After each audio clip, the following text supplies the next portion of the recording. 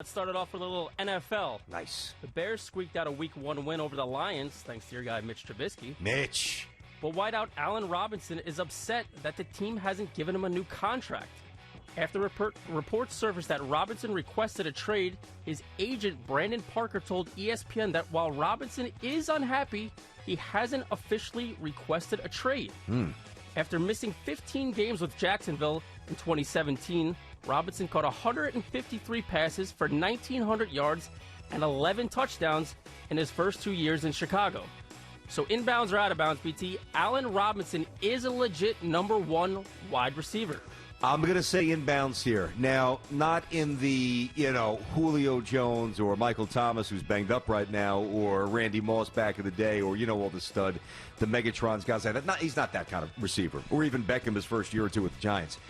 But the way you can structure a team, you can still be an elite number 1 wide receiver and win big and not necessarily be one of the 3, 4, 5 best at your position. Jordy Nelson's a good example.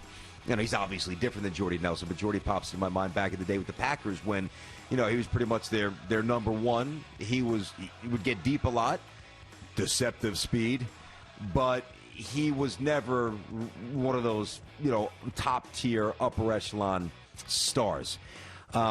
When you put up, 14 touchdowns early on, and you lead the league in that category, and you go for like 1,500 yards receiving, and then basically 4 or 5 years later with a different team, you have similar numbers, you have incredible talent, and he's still young. He just turned 27. He feels older than that. He's been on our radar a long time. Penn State, national games, big name.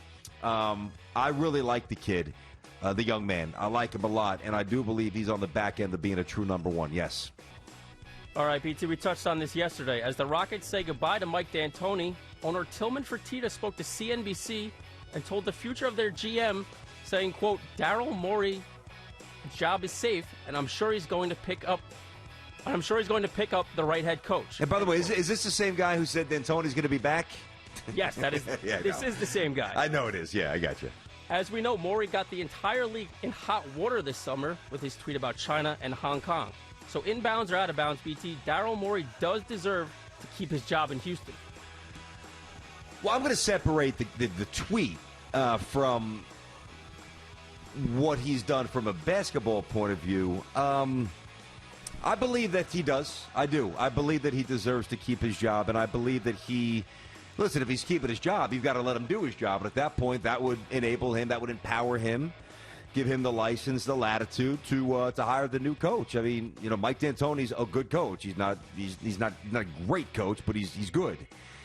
The roster didn't help. When you bring a COVID employee in and you miss games, you're sixth man.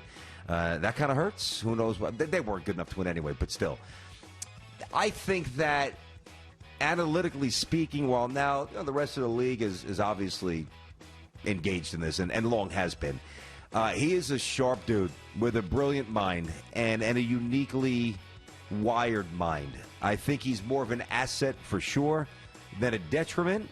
I believe they need to really tweak a lot, and I'd like to see who's on a short list of coaches. But, yeah, I would say inbounds. There's been too much regular season success to cast him as a failure. I believe that he deserves another shot. All right, BT. Yesterday, Major League Baseball released its plans for a postseason bubble. The first round will be a best of 3 with all games at the home team's ballpark. The NLDS will be split between Houston and Texas, while the NLDS will be played at Padres Petco Park and Dodger Stadium. San Diego and Texas will host the respective LCSs, and the World Series will be played in Texas. So inbounds or out of bounds, BT, Rob Manfred and Major League Baseball did get it right with their postseason bubble plan. This is going to surprise you, and I'm sure many of our listeners, because there's been nobody more critical of Manfred than me. I buried the poor guy for basically a year straight, and he's earned it all. But I'm going to say inbounds. First of all, there's just a dearth of options. You had to go bubble. You could not risk getting to the precipice of a championship with all the big TV money rolling in You just couldn't risk, God forbid, an outbreak, something COVID-related derailing the season if we're lucky enough to finish up these 15 or so games uninterrupted and get to that point and play for the championship through multiple rounds, even though the first round's in the home ballpark. I like it. Now, there's also not many options in terms of where. So if you have a problem, there's two things here, D-Cell.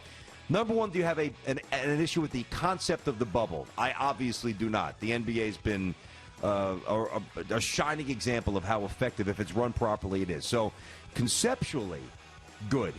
Now, the other issue some might have is, well, what about the locations? Again, there's a dearth of options. You can't play outdoors in either New York Stadium, either Chicago Stadium. You're not going to play in Philadelphia. You're not going to play in Washington. You're not going to play in Baltimore in mid and late October if you don't have to. You're not going to play in Pittsburgh. You're not going to play in, Detroit or Minnesota or Toronto. Well, forget about Toronto up in Buffalo. You're just not going to. So, and the antiseptic nature of the Trop Dome, I'm not loving that. You're not going to play in the Oakland Coliseum. So you're not going to play in Colorado. There's only a few options. So when you narrow it down to legitimate options, once you're on board with the bubble, which I definitely am, I think it's a good job by the commissioner and his constituents. They finally got something right. Thanks for watching. Make sure you like and subscribe, and don't forget to hit that bell to be notified when we drop fresh content.